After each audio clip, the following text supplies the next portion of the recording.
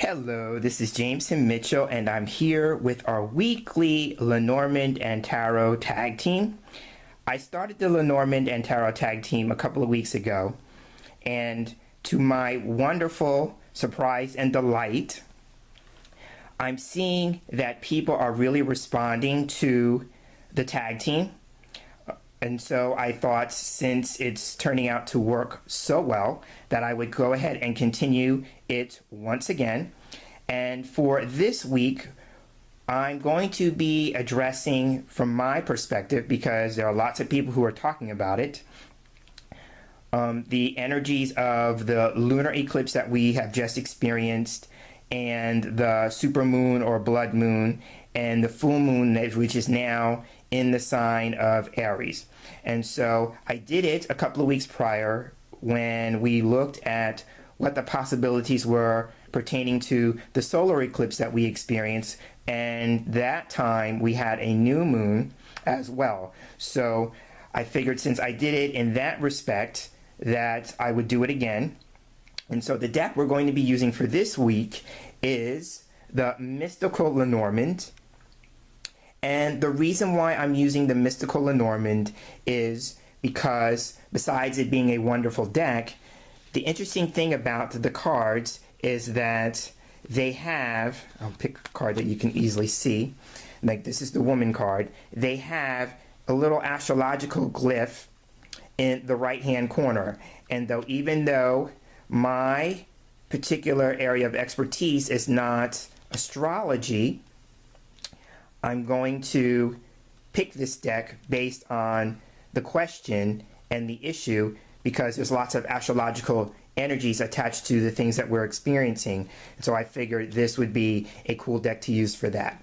So having said that, I'm going to shuffle the cards, cut them, and deal them, and then we're going to proceed with the reading. So stay tuned while I do that. And here we are with the cards having been shuffled, cut, and dealt.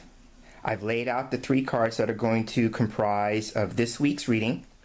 And again, keeping with the question, considering all the energies surrounding the lunar eclipse, the full moon, the blood moon, and now having a full moon in the sign of Aries, what do we need to know about the possibilities for these energies in terms of what could be showing up in our lives this week? So having said that, the center card is going to be what I consider to be the focus.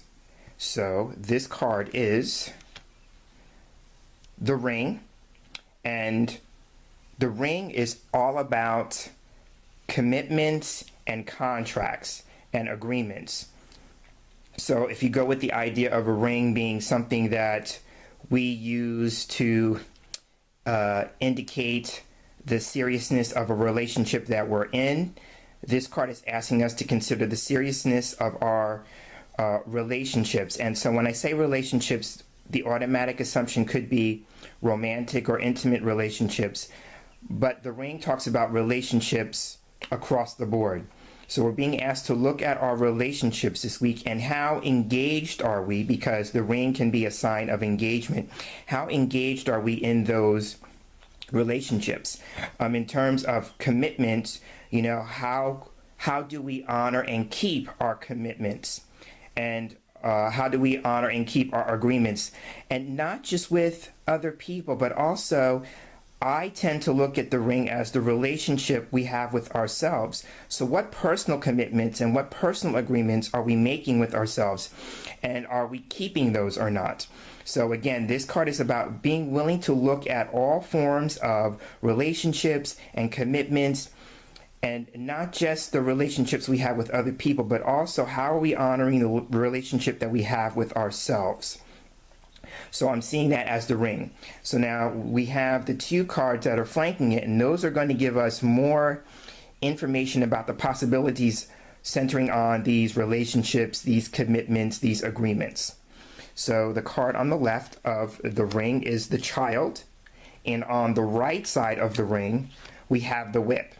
Okay, so going with the Child first, the Child is a card that represents something beginning.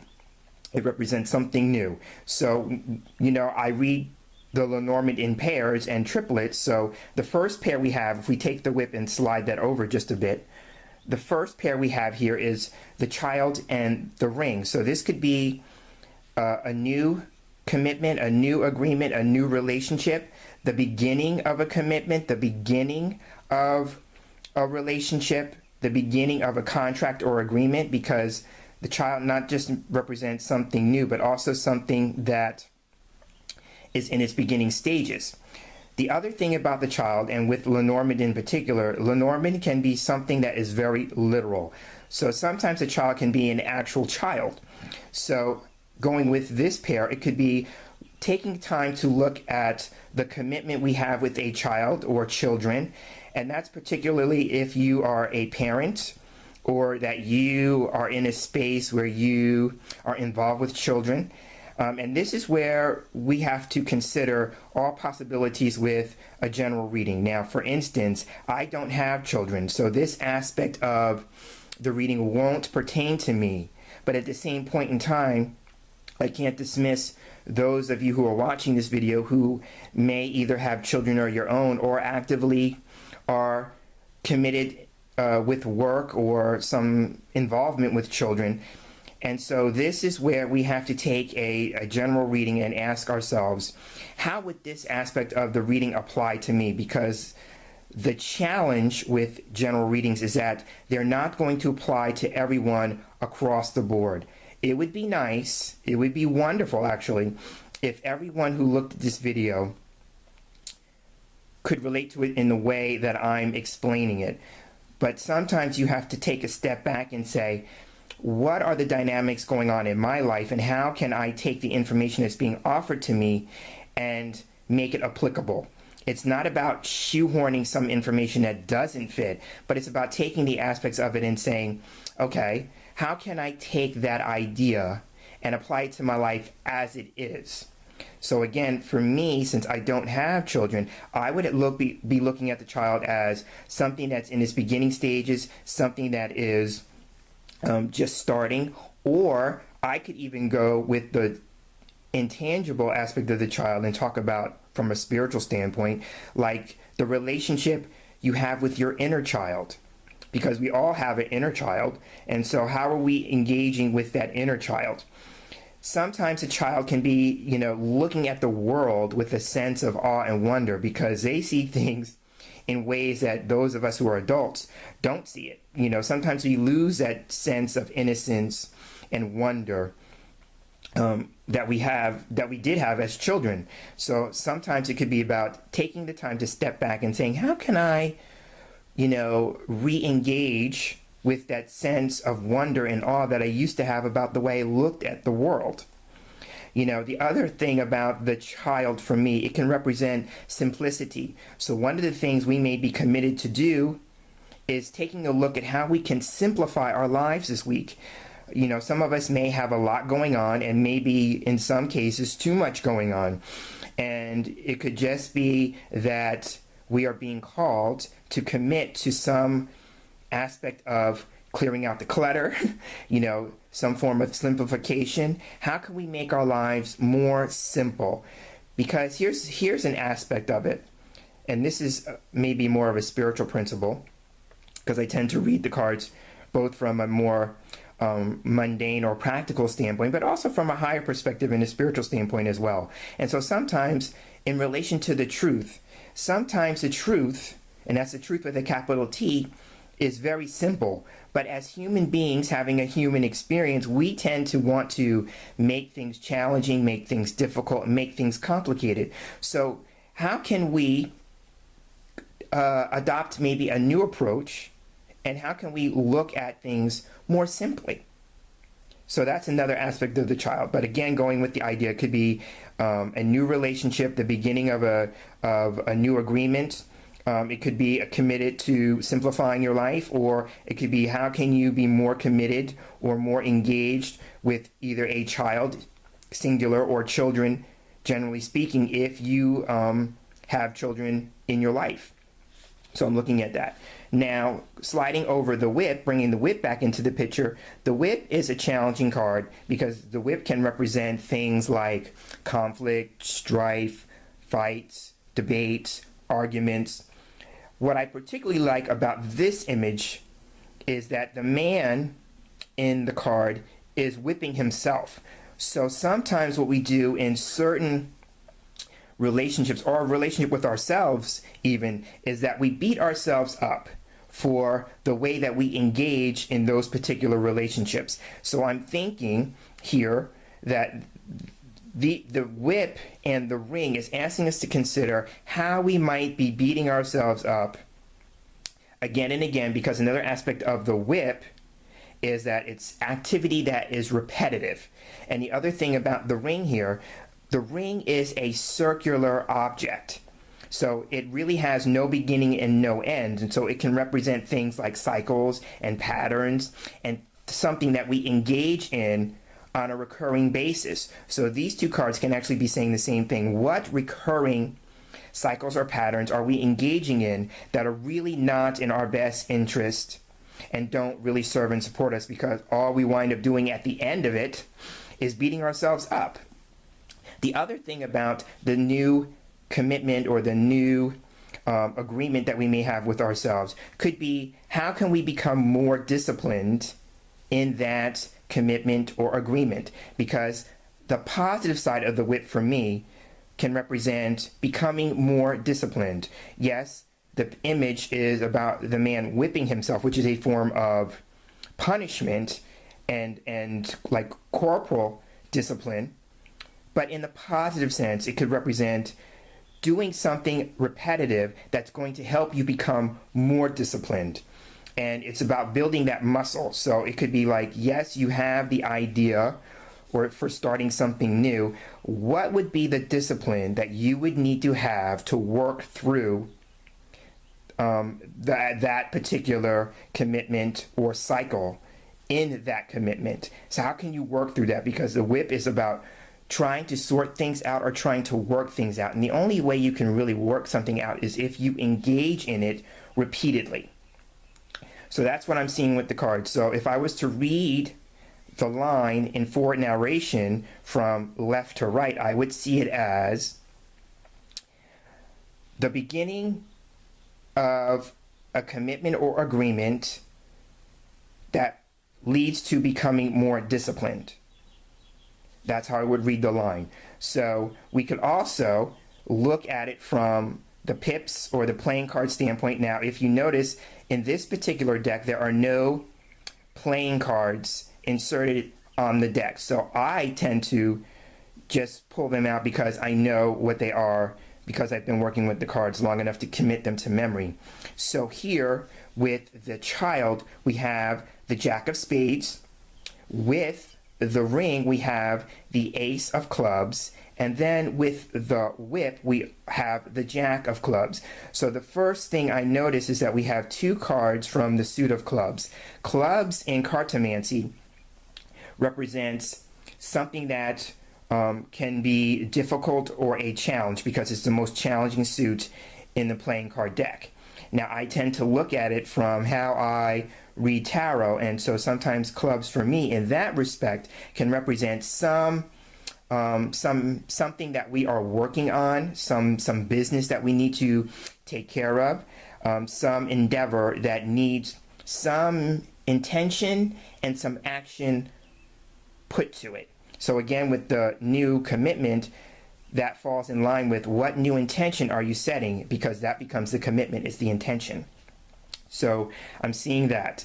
So there's an interesting thing here. If I were to do the hidden dynamics that I would normally do in a line of 5, both of these cards, the child and the whip, have a jack attached to them. Jacks in cartomancy is assigned the number 11, so there would be 11 on both sides, which would bring us the whip. So that's very interesting thing to notice, that the commitment would fall on both sides. So it could be the whip in terms of, like, you know, on the one side beating yourself up, but on the other side, how can you let that be an opportunity to become more disciplined? So I'm seeing that, since it's the same card, is how can we look at it from maybe the challenging side and then the not so challenging side. So the other thing we can do is we would take the value of the pips all the way across and add them together to get us what from the playing card aspect would be the sum total, or the advice from that perspective. So here again we have the jacks on each side, and so I said they were 11, so that would be 22. And then the ace in the middle for the ring would make it 23.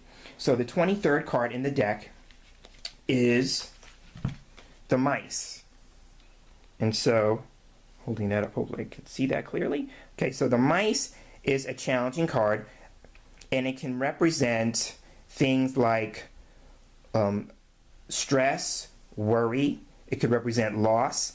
It could represent something that's lessened or diminished. The thing about the mice is it's something that happens gradually and over time. So again, keeping with the idea of commitments and agreements and relationships, we're being asked to look with the mice, what are the commitments, agreements, and relationships that we stress out about, that we worry about? What are the things that we allow to eat away at us? Because the mice, each mouse on the card is eating something. So it can represent something that we allow to eat away at us over time. What are the relationships, commitments, and agreements that we are either engaging in or making that have us feeling a sense of being less than, that really diminish us? And we are being asked with the mice to take a look at that. So I'm seeing this. So again, the mice represents things that we stress out about, things that we worry about, things maybe that we're worried about losing, you know. So it could also be the sense of loss, of feeling lost. So maybe one of the things could be reclaiming parts of yourself that you feel you've lost over time. So I'm seeing that with the mice. So stress, worry, things being lost, things being gradually eroded or decayed. So keep that in mind with the mice. And then the final thing we can do with the Lenormand cards is we can take the numbers and add them across for a final take on what the Lenormand wants to say. Because again, I always say this in every video, and I don't want to not say it here, is that the Lenormand consists of three aspects. So the first is the central image, which we looked at with all the cards. The second is the playing card image, which I just addressed. And then the last could be what possible information can we gain from the actual number of the cards.